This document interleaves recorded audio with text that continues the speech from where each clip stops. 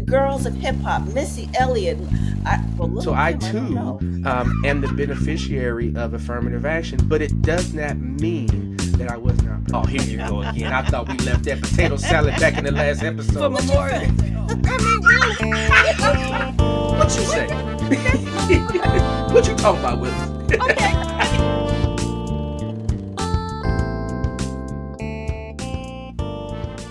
This is the All Rev'd Up Podcast, and we are back with Season 8. This is Season 8, Episode number 2, and I'm Reverend Emmett Price. And I'm Reverend Irene Monroe.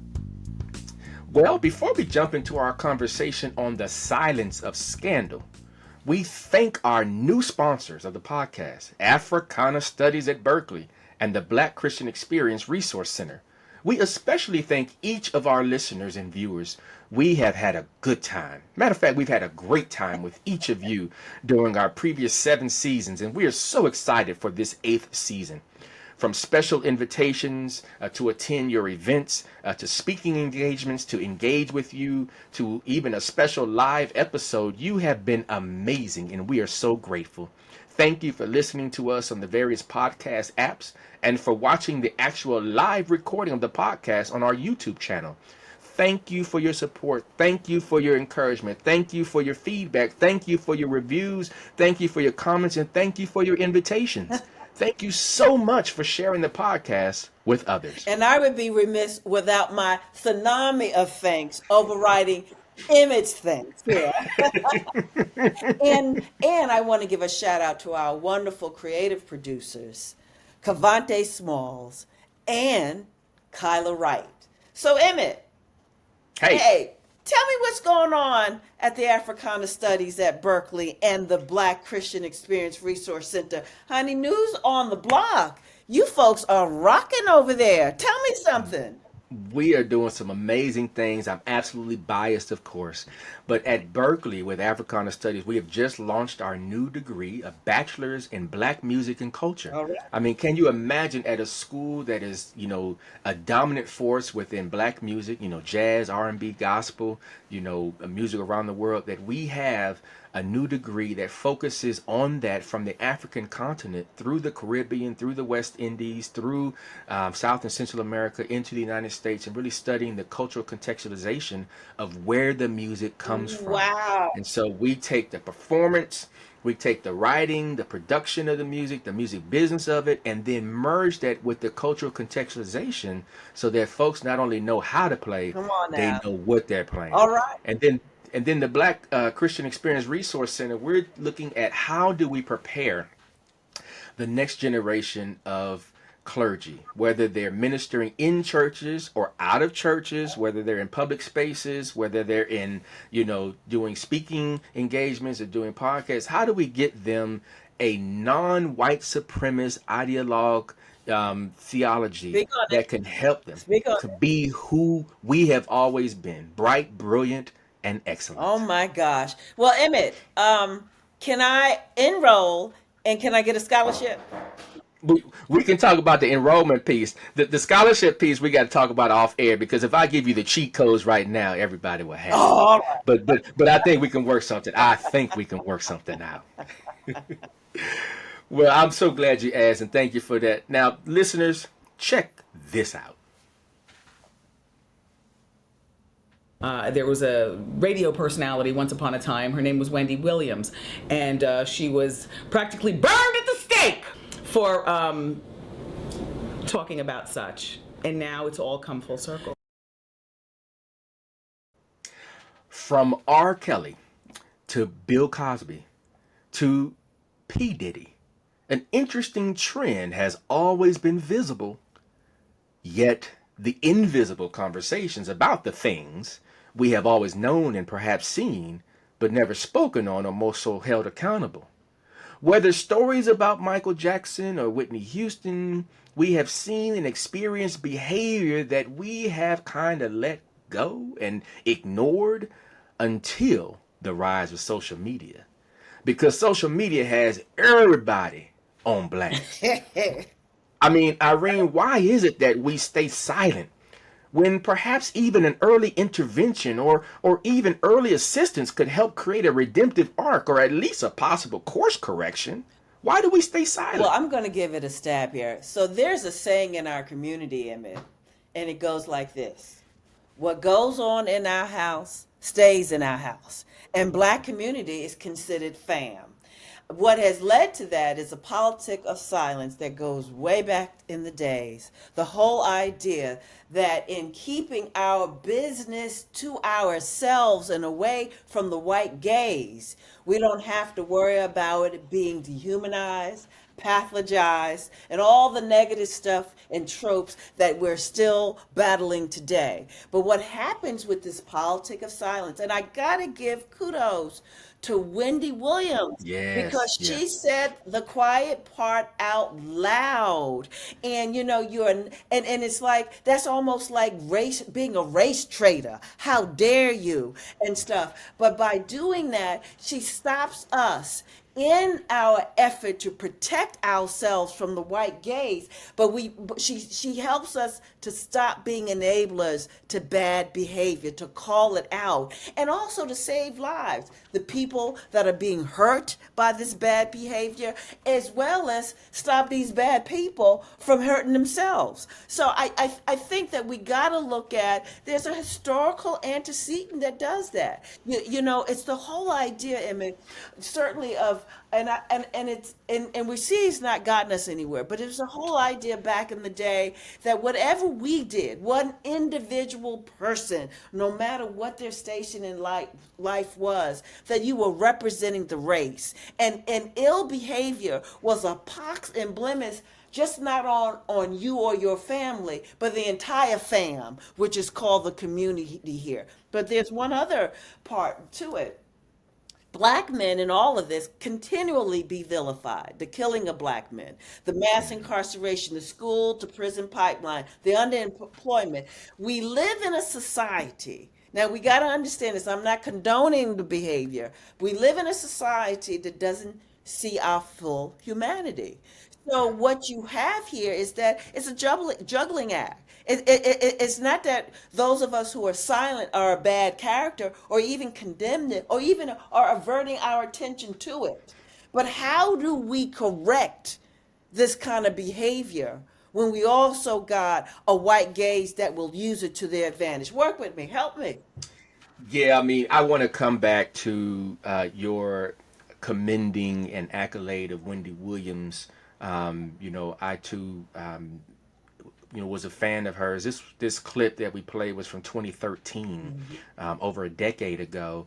She was on Vlad TV, and we wish Wendy Williams the best. We know she's going through a health crisis right now, but we wish her the best. So I remember back in the day.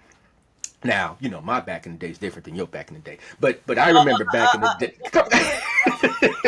You need to watch yourself. No, watch yourself, okay? But you can relate, because your generation taught my generation this.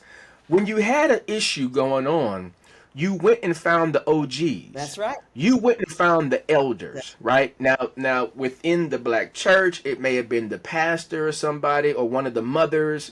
Within the inner city, it may have been one of the elders, usually somebody who went away, right? Yep. Who went away for a little bit and came back and was redemptive and was apologetic and wanted to ascend to be a responsible moral character within the community. And you went and got them. And those are the people who convened these kind of closed doors meetings amongst people who were not behaving well.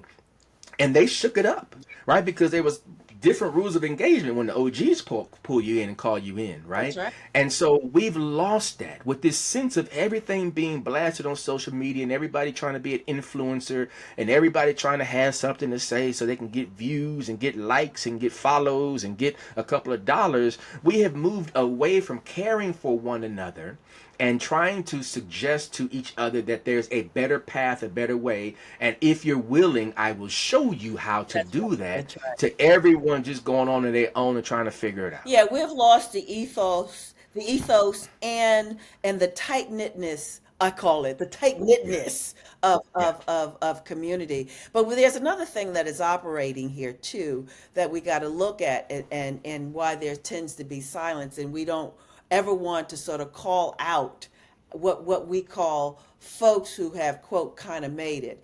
Now, all these Yeah. folks that you've mentioned, because see, I'm that Bill Cosby era, and when it was exposed about Bill Cosby, I really thought it was a conspiracy. Like, oh, okay, here we go again. A brother makes it to the highest echelon of society within not the music, the film, Entertainment. Yeah. Film, entertainment. That's TV. right. Hmm. Because these men, no matter what their character is, good or bad, they're powerful, they're brilliant, they're resistance, they have tenacity and the audacity to challenge the convention, the status quo. So that's Bill Cosby, Michael Jackson, look, Whitney Houston in many ways, OJ, look, Clarence. There you go. Clarence Thomas, and even R. Kelly, Mhm. here. And so what happens here is that in many ways they are heroes. They're in some ways anti-heroes because of their bad character. They're bad. But the point is that they have bucked a system that was designed for them not to make it. You got to look at the brilliance of many of these hip hop moguls. I know soon they're going to come after Jay-Z too, okay? And I'm not a soothsayer. But the point is that these were brothers, okay? Most of them don't even have a high school, degree.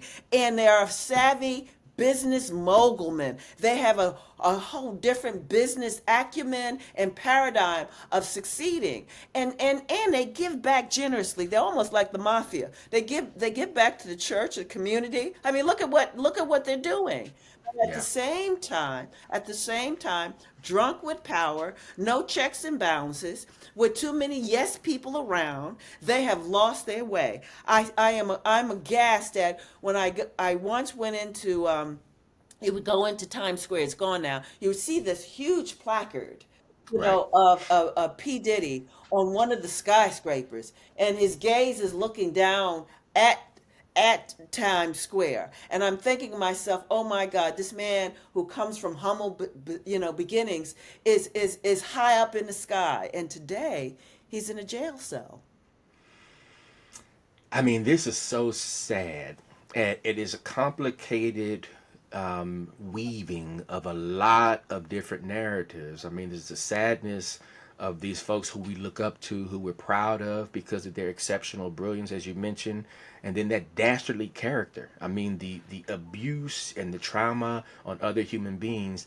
But it's that complicity of the other individuals who are so close to them, who are afraid to tell the truth, who are afraid to reveal the secrets, who are afraid to literally set those who are in bondage and who are traumatized free, including themselves. And that's the paradox here. That's the conundrum here. There are so many people who could have said something earlier, even not to the police or whatnot, to whomever who could have talked to these individuals to help them, but maybe But not. I mean, yeah, we got to take a break. yeah, Maybe not, because yeah. maybe not. Let's take a Yeah, break. Let's take a yeah. break. Let's take a break This, here. You're on that. Yeah, this is the All Rev'd Up podcast. yeah. Clearly, we will be right back because we got more to talk about on this.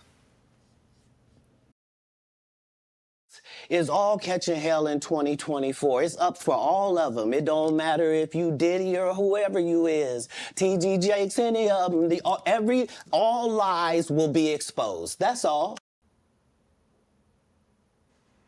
This is the All Rev'd Up podcast. We are back, and that was Cat Williams on Club Shay Shay with Shannon Sharp back in January of 2024. To be exact, January 5th. 2024, before some of the things that we are listening to and looking at now, before all of that broke, he said that all lies will be exposed. Irene, come on and talk to us. That is true. No lie lives forever. And I always say God writes straight with crooked lines here. But it's almost like Cat Williams had a crystal ball and say, a soothsayer. This is going to happen in 2024, and indeed it did. But we got to understand a little bit in this today's culture, or why there is so much silence. One, there's this saying, snitches get stitches. Come on, work with me. Yeah. Okay, and then we say, see something, say something. Yeah. But the point is that if you say something, what you worry about this culture of reprisal. Yeah. You worry, see, now the tentacles of reprisal is not just you. It can be your children.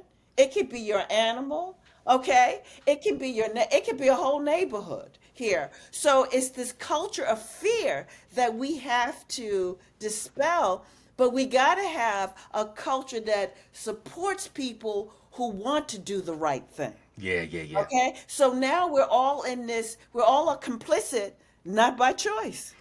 Yeah, yeah. I mean, we had a conversation about what we were going to say and what we weren't going to say. That's I mean, right. so let's be very honest about the reality of the conduct here. And the challenge is, it's one thing to live your life with character, integrity, with the values and the virtues and all those things.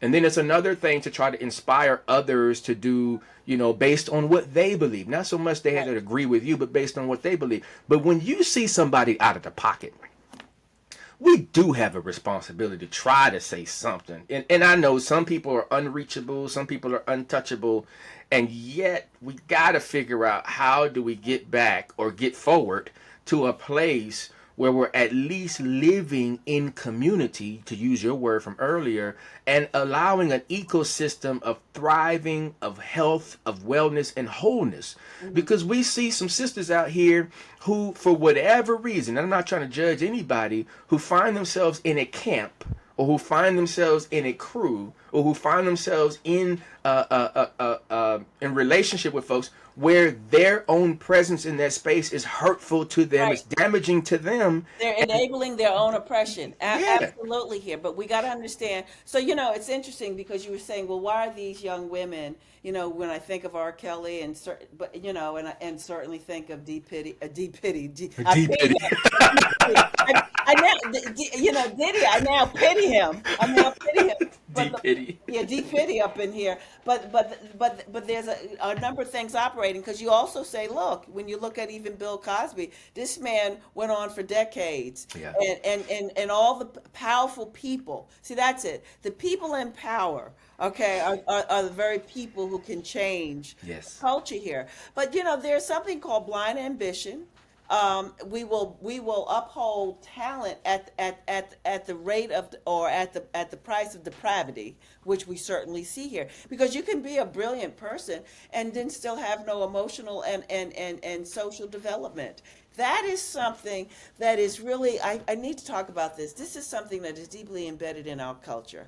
I see that, having taught at Harvard. Okay, and you see it. Come on, Yeah, let's tell the truth here. Yeah. Kids, we see young kids. Okay, and you say, we have raised a generation of kids that we have held up their brilliance at the expense of moral and emotional and social development. So we have some lopsided people. See, back in my day, you can't say this word anymore, but we just say they straight up retarded. But that's beside the point here. We would, socially retarded. No. I'm saying socially retarded. But we say arrested development now. But the point, and we would look down on that. Like, so what, you have this brilliance, what are you going to do with it? So we look at the culture we raised in. You're right. Social media. We got blind ambition at the expense of zero-sum game, in terms of how do we use this ambition to expand a much better society. Yeah. But we're not there. So I think in some ways we're all culpable, and we keep moving on this fast, I call treadmill, in terms of we want success, we want money, and pity. I have to call him Pity now, because he's P. Diddy. So so I'm conflating it. Pity, is a classic example. I mean, he's an anti-hero in many ways. I understood why folks flocked to him. And see, the point about it is that we allow this behavior, and now we're going to get self-righteous, because they're going to come after Jay-Z. I'm not a soothsayer or Cat Williams, but I know they're going to come after Jay-Z. And the question that always raised me about P. Diddy is that, when did you know? And how long have you known it? Yeah. And and we're purposely and consciously staying away from the salacious Yes. accusations and Others accusations, yeah. all that kind of stuff, because there's so much there that, it's just, we don't have enough time to unravel. But the point is that harmful activities and traumatic acts, those have to stop, right? I mean, whether it's some kind of abuse, I've heard the word trafficking, underaged, all of those things, they have to stop. We cannot live in a society where we become complicit to the harm and many of us. So you and I, and I'll say this, Delicately. in the most beautiful way possible. You and I were not alive to be part of the restoration or the Reformation after slavery. Neither one, you or I, were not enslaved, and we weren't part of that next generation who was trying to figure out how to create community and society in a new type of situation.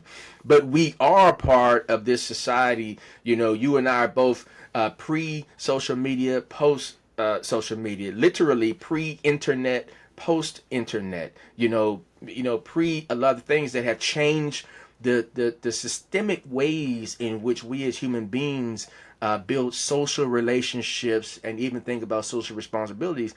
And so we got to work through that. And also reinscribe generational trauma. Yes. See, so the point is that why is that silence there? And you have to look at, well, what has the beating of black women and Yes. black men seeing the beating of black women tied to a tree by a white man, Yes. And having to keep silence here, and how much does that threaten their masculinity? And so while we understand it, and clearly we do, we see that the reinscribing of trauma here and stuff, and while we see it, we become complicit to a white supremacist society that in many ways keeps us enslaved and beating each other up. Okay, we what we do is we turn on our sisters as opposed to turn to them.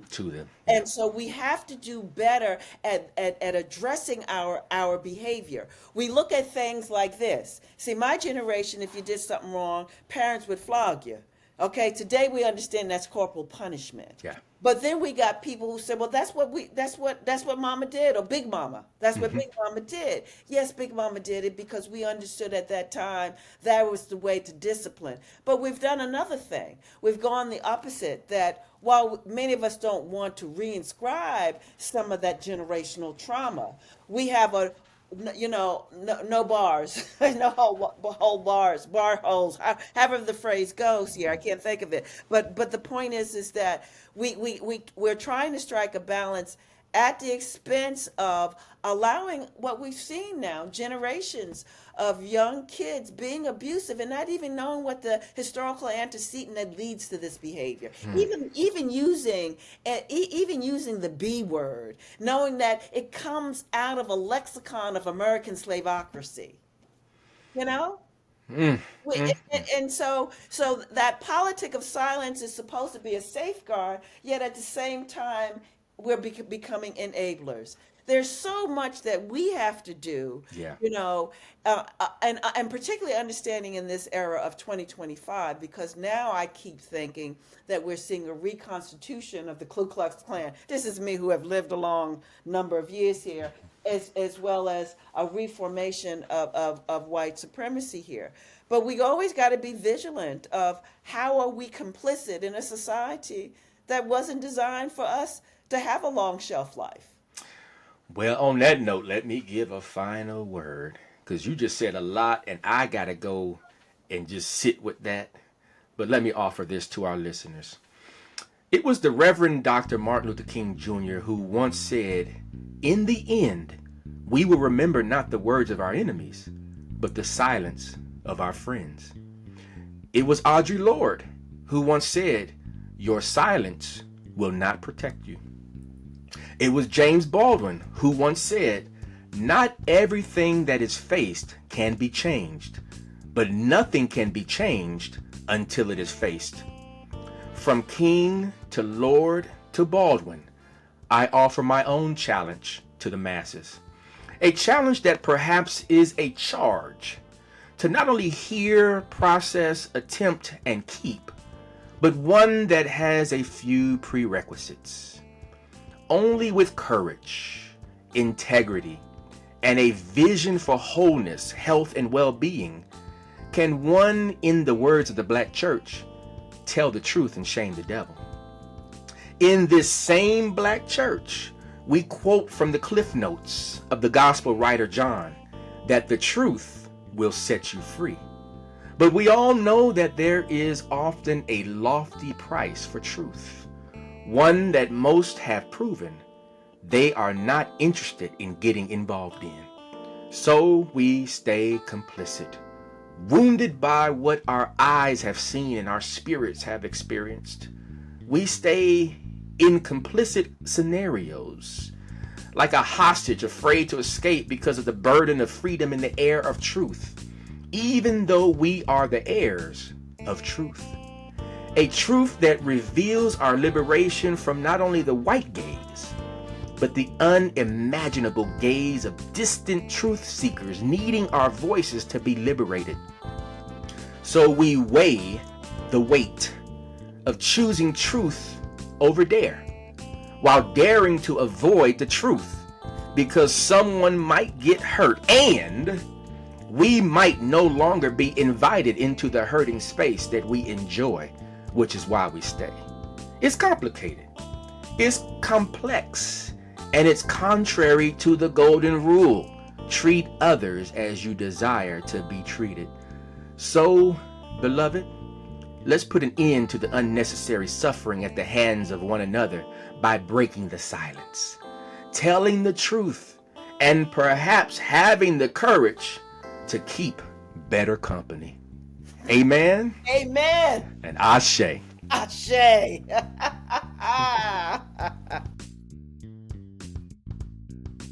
All Rev'd Up is brought to you by us, the Revs. Our amazing producers are Kyla Wright and Cavante Smalls. Sponsors include Africana Studies at Berkeley and the Black Christian Experience Resource Center. Music for this episode is from Emmett G. Price IV. All Rev'd Up is distributed by GBH. Additional thanks to Elizabeth O'Brien Gardner, Devin Robbins, Meredith Neerman, and Zach Waldman. If you like what you hear, let us know. Give us a review on Apple Pod and follow us at All Rev'd Up Pod on Facebook, Twitter, Instagram, and YouTube. Feel free to send us a note, a question, a comment, or an invitation at allrevduppod@gmail.com. We'll be back in 2 weeks for another episode of All Rev'd Up.